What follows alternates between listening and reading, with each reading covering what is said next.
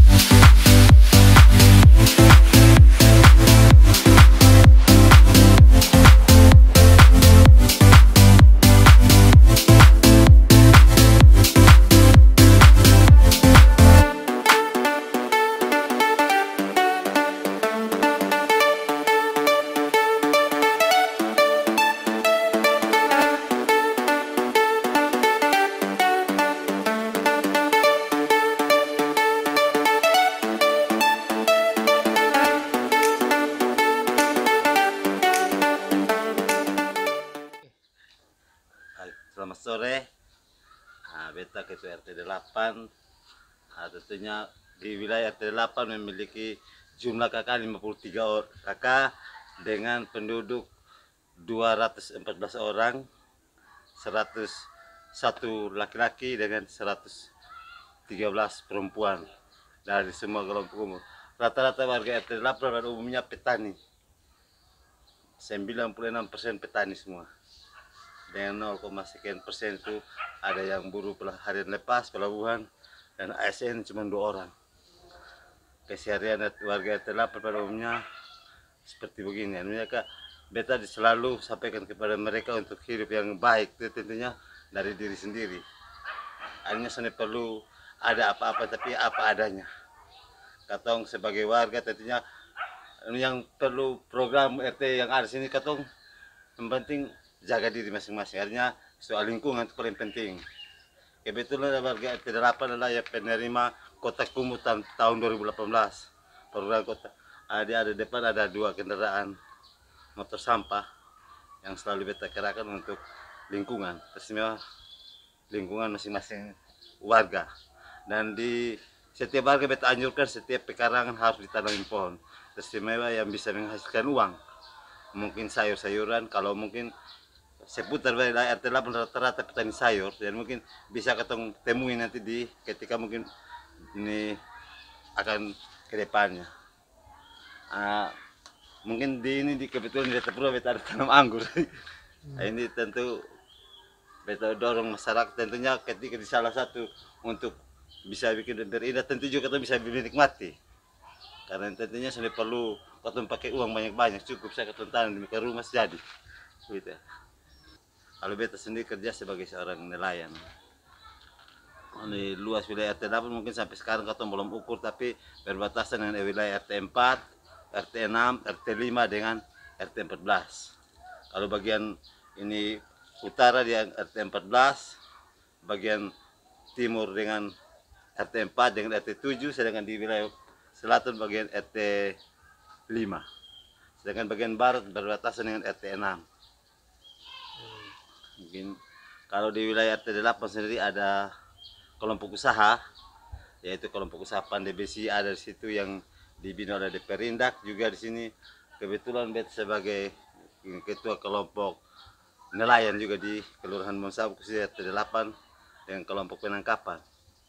Itu profil warga RT 8 yang mungkin ada yang lain, yaitu mungkin ada yang bekerja sebagai buruh pelabuhan, ada sebagai nelayan, ada sebagai petani, pokoknya serabutan. Kalau paling inti biasanya program pemerintahnya bersih Jumat bersih, tapi beta setiap hari bersih. Kenapa beta bilang setiap hari bersih? Karena penyakit itu bisa datang setiap saat. Artinya kenapa beta bilang begitu?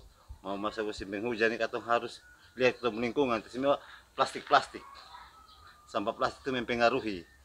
Kalau kemarin dengan pandemi, sekarang mungkin DBD itu akan mengaji. Jadi beta di sini setiap hari katong bersih lingkungan masing-masing. Jadi sudah perlu katong kumpul-kumpul. Setiap keluarga dan di rumah masing-masing kasih bersih lingkungan. Artinya ketika katong bersih lingkungan mungkin juga wabah ataupun apa segala macam mungkin dapat dihindari. Hanya katong bisa hanya ciptakan ruang untuk menghindari. Sebab nanti tentunya dengan pemerintah sendiri yang akan datang membantu kalaupun ada hal-hal yang mungkin emergensi. Jadi beta sebagai RT selalu himbau kepada masyarakat untuk masuk musim penghujan ataupun lainnya, mari katong waspada, katong diri masing-masing. Artinya rumah dulu masing-masing. Katong sendiri bisa lihat luar, katong lihat rumah dulu. Kalau rumah sudah bersih, beta yakin katong juga terhindar dari apa yang namanya penyakit demam berdarah. Tapi ya katong perlu juga ingat bahwa katong mau berusaha, namanya katong sebagai orang percaya, orang beriman, tentunya katong punya Tuhan. Jadinya kita bilang bekerja dan berdoanya orang telah perlu katong hidupi dalam hidup sehari-hari. Yang penting kalau Nun Monsabu sendiri, khususnya RT 8 sendiri, sebenarnya historinya dia bukan RT 8. Dulu dia masuk wilayah RT 2 sebelum kelurahan, sebelum desa, sebelum kelurahan. Dulu itu di RT 6. Tapi setelah mulai ada perubahan dibentuklah RT. Karena Nun Monsabu khususnya RT 8 dulu cuma sekitar 12 RT.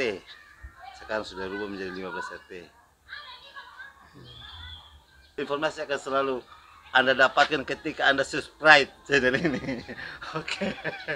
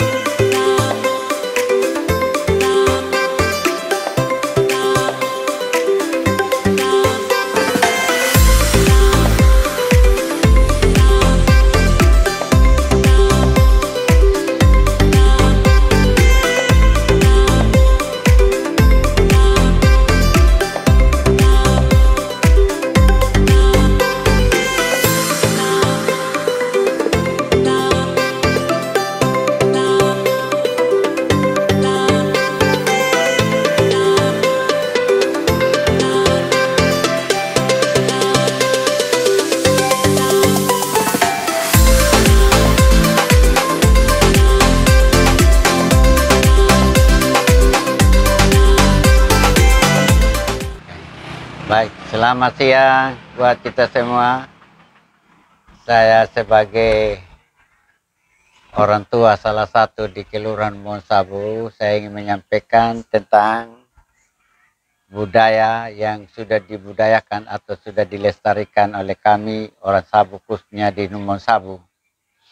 Yang pertama, jiwa gotong royong. Dengan istilah di sini yaitu bersatu kita teguh, bercerai kita runtuh. Dalam pengertian luas, yaitu ini dibutuhkan dalam suka dan duka. Jadi kalau dialihkan dalam bahasa daerah, bahasa Sabu sendiri, ialah Ierilowini domemut ya parlai. Artinya atau mirakat di hari dohema parlai. Intinya gotong royong untuk meringankan beban yang dialami oleh kami warga Monsabu. Nah, Salah satu contoh yang saya sampaikan di sini yang terjadi di Dumong Sabu, kalau ada kedukaan, semua anak-anak muda atau tenaga-tenaga muda pada waktu mempersiapkan tempat pemakaman, mereka gotong royong kerja. Yang kedua, menyangkut beban di dalam kedukaan ini, rame-rame kami menggerakkan untuk mengulurkan tangan supaya terhimpun semua dana yang dibutuhkan untuk menjawab kebutuhan dalam duka itu. Nah, ini adalah suatu ciri khas kami orang Sabu bahwa ini dilestarikan karena ini sudah diwariskan dari nenek moyang kami orang Sabu. Karena bagi kami orang Sabu ialah berita duka adalah lebih harum daripada berita suka. Nah, jadi kami anak-anak sampai sekarang pun tetap kami melestarikan, merupakan satu hal yang telah menjiwai kami di sini, Numong Sabu. Jadi di Numong Sabu tidak mengenal bahwa dia itu memandang muka, memilih muka siapa saja yang terjadi, tetap kami sama-sama untuk bergerak. Jadi terlalu banyak dia pun istilah dalam bahasa Sabu, mirakat di hari dohema parlai, atau bersatu kita teguh, bercerai kita runtuh. Nah, jadi ini juga kami di dalam sedikit penyampaian saya. Hal lainnya disampaikan juga di dalam soal kawin-mawin.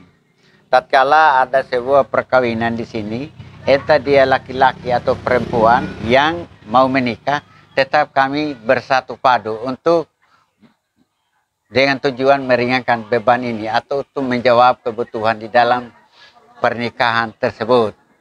Jadi tidak ada yang dikenal di sini bahwa itu kalau terjadi kebutuhan itu dia sendiri-sendiri, tidak mengenal sendiri-sendiri. Tapi yang selalu ditonjol ialah kebersamaan dibangun oleh kami, dan ini adalah satu ajaran daripada orang tua terdahulu. Jadi kami tetap mempertahankan itu. Jadi bagi anak-anak muda atau nyong-nyong yang mau menikah, sampai sekarang pun merasa bangga karena ada orang tua yang merintis, yaitu persatuan ini. Jadi saya rasa itu yang saya penyampaian dalam hal ini, yaitu menyangkut suka dan duka, menyangkut kawin-mawin terjadi di Numong Sabu. Sekarang ini sudah ada juga orang mati di Numong Sabu yang besok kubur jam 2. Tapi di situ sudah kita punya gaya yang sudah terjadi, bukan sekedar teori, tapi ini dilaksanakan. Nah, dan tidak ada yang disepelekan oleh siapapun, sama-sama kami bangun. Jadi tidak ada dirasa tinggi, berasa rendah. Karena kami ini punya moto juga bahwa berdiri sama tinggi, duduk sama rendah di dalam hal ini. Jadi intinya gotong royong. Sekali lagi gotong royong. Tidak ada yang rasa terbeban. Bagi siapapun yang kena masalah itu tetap ringan. Karena keterlibatan semua keluarga itu meringankan beban keluarga yang kena masalah itu. Saya rasa begitu, Bapak. Jadi saya juga tidak terlalu berpengalaman. Karena saya baru tahun 77 di sini, tapi saya besar dari Sabu. Jadi sedikit saya tahu itu gaya hidup orang Sabu pada umumnya. Khususnya Numong Sabu, hari ini saya bicara Numong Sabu. Kebetulan saya warga Numong Sabu hari ini. Yang beralamat yaitu di RT 7 RW 2, Kelurahan Numong Sabu, Kecamatan Alat, Kota Kupang. Nah, jadi kalau tidak berlebihan, saya memperkenalkan diri supaya tahu yang dikatakan, ya mau dikatakan narasumber dalam hal ini yang bernama Nixon Tajo Uju, tempat tanggal lahir di Sabu 3 Desember 1951. Jadi sudah umur 70 tahun. Dan sudah menikah tanggal 7 bulan 7 tahun 1977 dan memiliki 5 orang anak. 3 putra, 2 putri, yang punya cucu sudah 10 orang. Demikianlah saya dapat sampaikan, kurang lebihnya saya mohon maaf jika ada kekurangan dalam penyampaian ini, saya mohon maaf kepada semua pihak. Terima kasih, Tuhan berkati kita semua.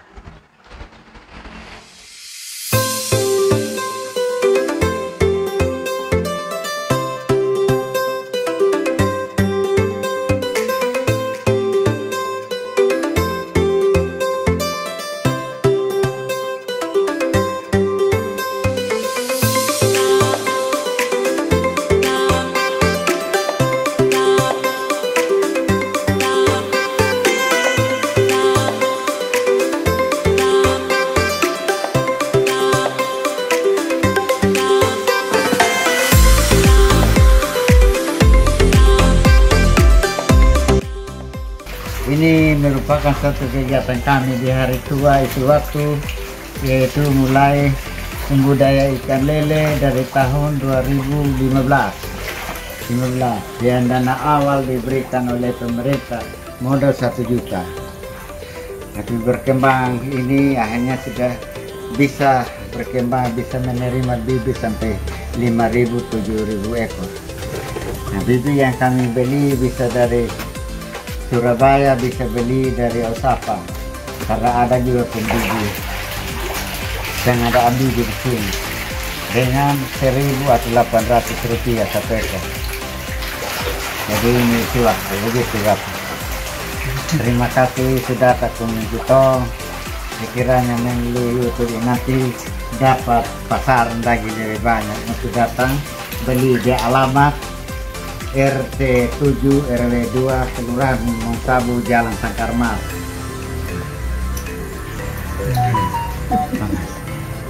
Nama Nixon Tajo Uju, nama akun Jaga Rasa Nixon Tajo Uju.